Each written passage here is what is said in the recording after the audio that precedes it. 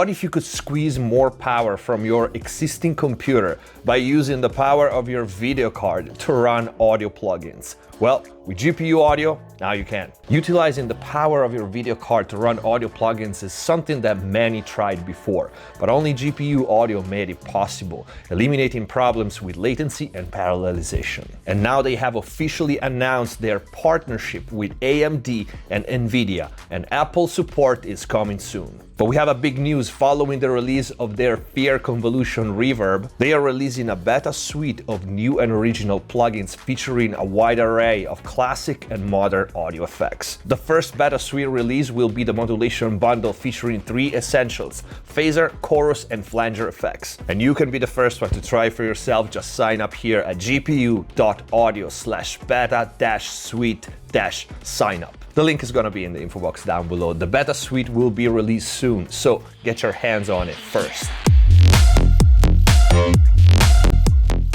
Hello everyone, welcome back to McSolaar TV. Hope you're having a great day. Today we answer another one of your questions. Can I use a clipper on the 2-bus? And if so, should I use it before or after compression? That's a good, very common question. Let's start with part 1. Can I use a clipper on the 2-bus? Well, you can use pretty much anything you want anywhere in a mix, but let's put it this way. I personally am not a fan of using a clipper on the 2-bus.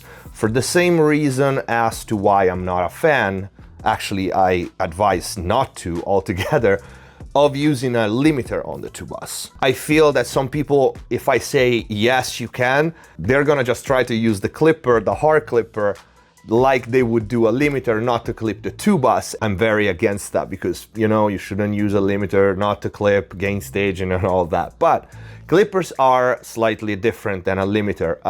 You can definitely use a clipper, whether it's soft clipping or hard clipping, for color on the 2-bus. I just feel you need to be kind of advanced and experienced to make that decision because it can result in a kind of saturation that can be masked easily. So unless you have a very, very reliable and high-end monitoring system, you might not hear the distortion, especially on a full mix, that a clipper can cause if you push it hard. And you might have bad surprises later on when maybe you already release your song and you check it on a small speaker or an iPhone or whatever your song is gonna be played, whatever crappy media is gonna be played on. You could have a bad surprise and hear, oh, snap, you know, that chorus or those big tom hits are distorting because of the clipping. So yes, you can, just make sure that you absolutely know what you're doing.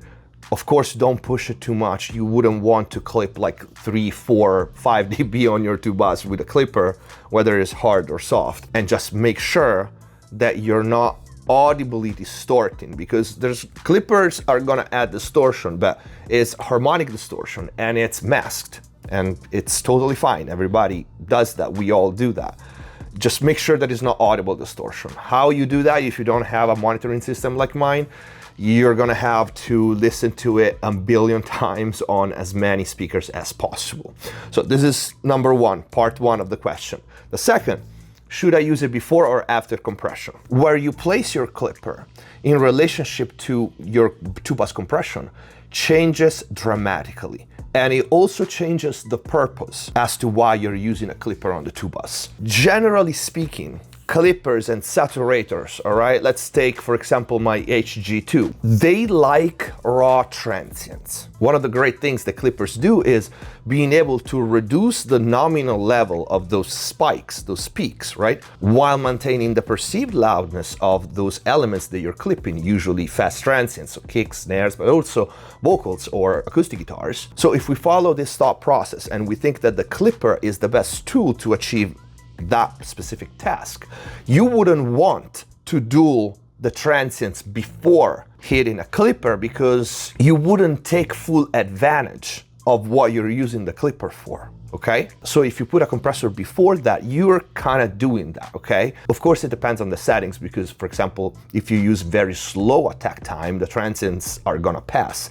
but you're still changing the envelope. While personally, I just like to feed a clipper or a saturation box raw transients. But we can use clippers after the compression on the 2-bus. It's just the purpose at this point changes. You're not really using it with the intent of getting a better crest factor and less nominal level on the spikes. At this point, you're using it to add density and harmonic content. So maybe you could use a soft clipper and kind of drive it fairly hard.